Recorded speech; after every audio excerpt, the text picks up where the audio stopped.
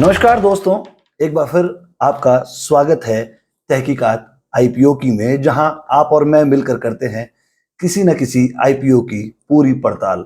और इस बार मौका है इंटर आर्क बिल्डिंग लिमिटेड के आईपीओ का। दोस्तों, भारत में टर्न की प्री इंजीनियर्ड स्टील निर्माण सॉल्यूशन प्रदान करने वाली इंटर आर्क बिल्डिंग लिमिटेड 1983 में इनकॉर्पोरेट हुई थी। यह company pre engineered steel building यानी कि पीईबी की इंस्टॉलेशन एंड इरेक्शन के लिए डिजाइन, इंजीनियरिंग, मैन्युफैक्चरिंग और ऑन साइट प्रोजेक्ट मैनेजमेंट के लिए इंटीग्रेटेड फैसिलिटीज प्रदान करती है। Interarch building limited pre engineered steel building contracts यानी कि पीईबी कॉन्ट्रैक्ट्स और pre engineered steel building materials यानी कि पीईबीएम की सेल्स के माध्यम से अपना काम आगे बढ़ाती है, जिसमें metal ceiling, corrugated roofing, PEB steel structure और लाइट गेज फ्रेमिंग सिस्टम शामिल है। अब बात करते हैं दोस्तों इस कंपनी के आईपीओ की जनरल डिटेल्स के बारे में। दोस्तों, ये आईपीओ 19 अगस्त को शुरू होगा, जो कि निवेशकों के लिए 21 अगस्त 2024 तक उपलब्ध रहेगा। इसका प्राइस बैंड 850 रुपए से लेके 900 रुपए पर शेयर का है, जबकि इसका लॉट साइज 16 शेयर्स का रहेगा। तो ऐसे में रिटेल कैटेगरी में एक एप्लीकेशन 14,400 रुपए की लागत वाली होगी। इस आईपीओ का टोटल इश्यू साइज 600.29 करोड़ का है, जिसमें 200 करोड़ के लगभग फ्रेश इश्यू है और 400 करोड़ के लगभग ऑफर फॉर सेल रहेगा। इस कंपनी के ग्राहकों पर अगर हम नजर डालें तो इसमें हमें Grasim industries, Berger paints, blue star climate limited, Timken India limited और एडवर्ब टेक्नोलॉजीज जैसे प्रतिष्ठित नाम दिखाई पड़ते हैं। इस कंपनी के फाइनेंशियल्स पर हम अपनी पड़ताल करेंगे तो पाएंगे कि पिछले 3 वर्षों में इसका जो रेवेन्यू है वो ग्रोइंग ऑर्डर में रेस्पेक्टिवली 840 करोड़, 1136 करोड़ और 1306 करोड़ रुपए का रहा है। जबकि पिछले 3 सालों का प्रॉफिट आफ्टर टैक्स यानी कि पैट देखेंगे तो वो भी ग्रोइंग ऑर्डर में रेस्पेक्टिवली 17 करोड़, 81 करोड़ और 86 करोड़ का रहा है। इसका पोस्ट आईपीओ पीईबी 17.336 का है, जो कि अपने पैरामीटर पर उपयुक्त नजर आता है।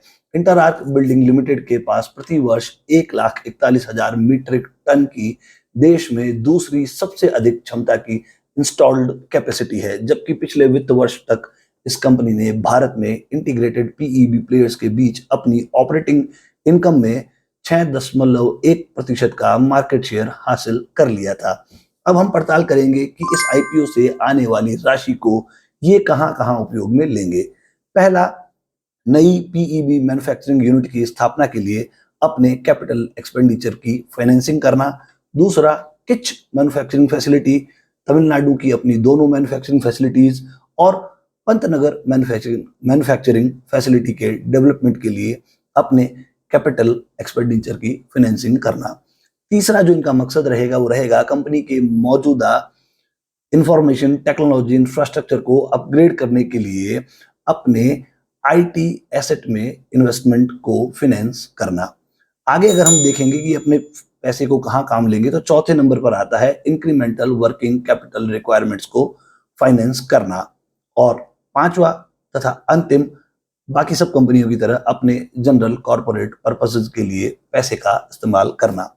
दोस्तों, इस पड़ताल के बाद हम आगे बढ़ेंगे और देखेंगे कि इंटरआर्क बिल्डिंग लिमिटेड कंपनी जो है उसके पास में 4 मैन्युफैक्चरिंग फैसिलिटीज हैं, जिसमें से 2 श्री पेरम्बदूर तमिलनाडु, एक पंतनगर उत्तराखंड और एक किच उत्तराखंड में स्थित है।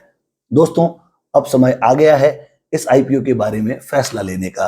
तो दोस्तों, अगर आप लिस्टिंग गेन की उम्मीद करते हैं तो आप एक डिसेंट लिस्टिंग गेन की उम्मीद इस आईपीओ से कर सकते हैं। और अगर आप लॉन्ग टर्म निवेश के लिए भी प्लान करना चाहते हैं तो ये कोई बुरी चॉइस नहीं है। दोस्तों, आशा करता हूं कि आपको तहकीकात आईपीओ के इस एपिसोड में मेरे साथ इस आईपीओ की पड़ताल करने में खूब आनंद आया होगा और इस आईपीओ से संबंधित जरूरी सूचनाएं आप तक अवश्य पहुंची होगी। अगले किसी आईपीओ की आप और मैं मिलकर करेंगे तहकीकात। तब तक आप सभी का हार्दिक धन्यवाद। जय हिंद, जय भारत।